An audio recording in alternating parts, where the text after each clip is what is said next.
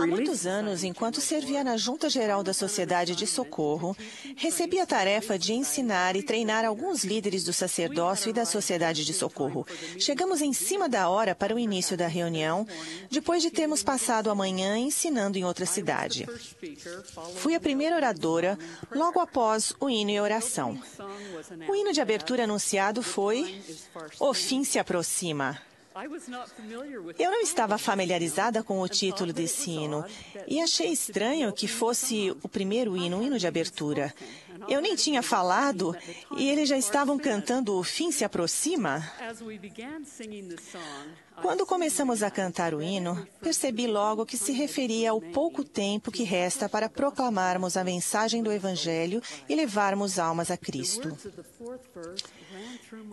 Fiquei lembrando as palavras da quarta estrofe a noite toda e muitas vezes depois dessa ocasião. O hino diz: "Nas provas da vida, guiai-vos à frente. Jesus é o farol, Satanás perderá. Pois Cristo não nega amparo clemente. Se fordes fiéis, Ele vos salvará. Se fordes fiéis, Ele vos salvará." A mensagem dessa estrofe é: não importa o que aconteça na vida, Jesus Cristo tem o poder de nos salvar. Com seu sacrifício divino, Ele proveu-nos o meio de ganharmos a vida eterna. Verdadeiramente, sua obra é levar a efeito a imortalidade e vida eterna do homem. Ele tem pedido nosso auxílio para que ajudemos uns aos outros a fazer o que nos levará à vida eterna. Na reunião geral da Sociedade de Socorro em setembro passado, a irmã Beck delineou 3 coisas para nos ajudar em nossa meta de alcançar a vida eterna. São elas: aumentar a fé e a retidão pessoal, fortalecer o lar e a família, servir ao Senhor e a seus filhos. Isso também significa buscar os pobres e necessitados e socorrê-los. Sabemos que Satanás nos tentará e nos provará ao procurarmos fazer essas 3 coisas, mas o Senhor prometeu que nos fortalecerá. Ele nos ajudará. Na infância, meus pais me ensinaram que o Pai Celestial e Jesus Cristo me amam. Ensinaram-me que sou uma filha de Deus. Não me lembro de uma época em que não sabia disso. Ensinaram-me que Jesus Cristo é o nosso Salvador e que apenas por meio dele podemos ser salvos. Também me ensinaram que para minha fé aumentar, preciso orar todos os dias. Na verdade, eu precisava orar sempre. Ensinaram-me que ao ler e estudar as Escrituras, meu conhecimento e testemunho da veracidade do Evangelho cresceria. Ensinaram-me a amar a Deus e que eu poderia mostrar meu amor guardando seus mandamentos. Na infância, também aprendi sobre a importância do templo. Na juventude, aprendi que fazer convênios sagrados no templo e guardá-los me faria permanecer no caminho para a vida eterna. É exatamente isso que cada um de nós deve fazer para aumentar a fé e a retidão pessoal. É responsabilidade e bênção de cada um de nós fortalecer nossa família e nosso lar. Cada um de nós tem uma condição familiar diferente. Algumas famílias têm o pai, a mãe e os filhos em casa. Alguns casais não têm mais os filhos em casa. Muitos membros da igreja são solteiros e alguns são pais ou mães solteiros. Outros são viúvos ou viúvas que moram sozinhos. Não importa a condição de nossa família. Cada um pode trabalhar para fortalecê-la ou ajudar a fortalecer outras famílias. Algumas maneiras de fortalecer as famílias estão ilustradas no exemplo a seguir. Eu tinha uma atribuição na área de Boise, Idaho. Depois do treinamento, na tarde de sábado, fiquei na casa de minha sobrinha. Naquela noite, antes dos filhos irem para a cama, tivemos uma pequena noite familiar e uma história das Escrituras.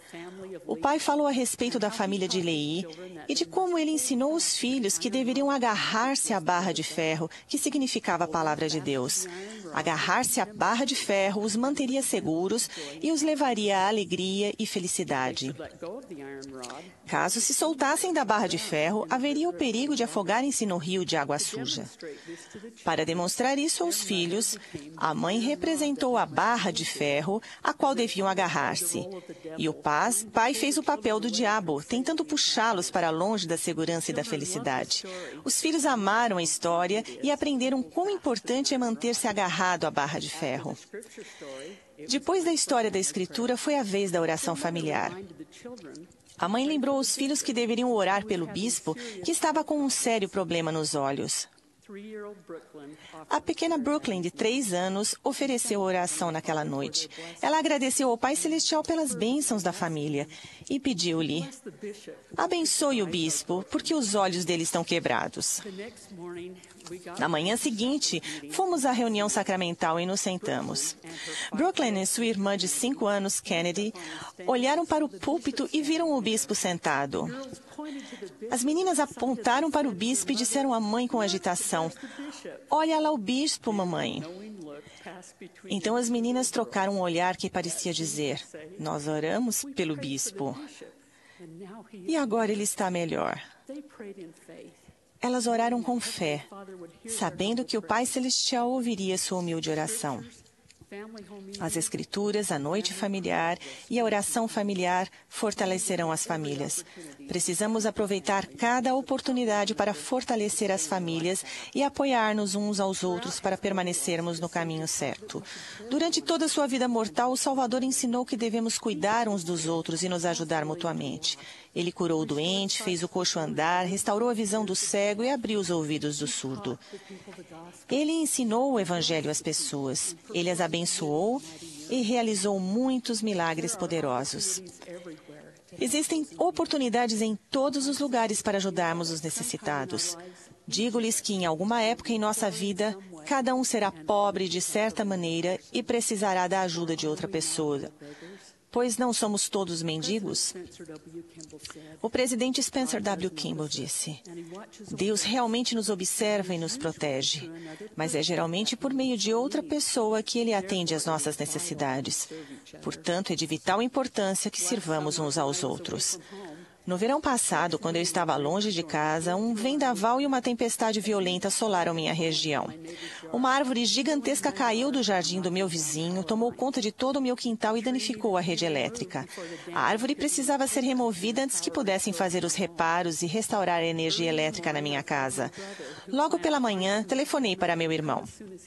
Ele estava procurando algum equipamento para vir tão logo fosse possível. Também telefonei para meu bispo. Em poucos minutos, o bispo, os mestres familiares, o antigo presidente da estaca e 10 homens da minha ala estavam lá com suas serras. Eles trabalharam rapidamente. Minhas professoras visitantes trouxeram-me o jantar à noite. Muitos outros homens do grupo do sumo sacerdote, do quórum de eldres e da vizinhança vieram nas noites seguintes para ajudar minha família a limpar a bagunça. Eu tinha uma necessidade naquela ocasião. Eu precisava da ajuda de outros. Meu desânimo transformou-se em alegria e gratidão. Senti-me amada e protegida. Essas pessoas foram rápidas em reconhecer alguém que passava por necessidade. Elas viveram seu testemunho e demonstraram a realidade de seus convênios.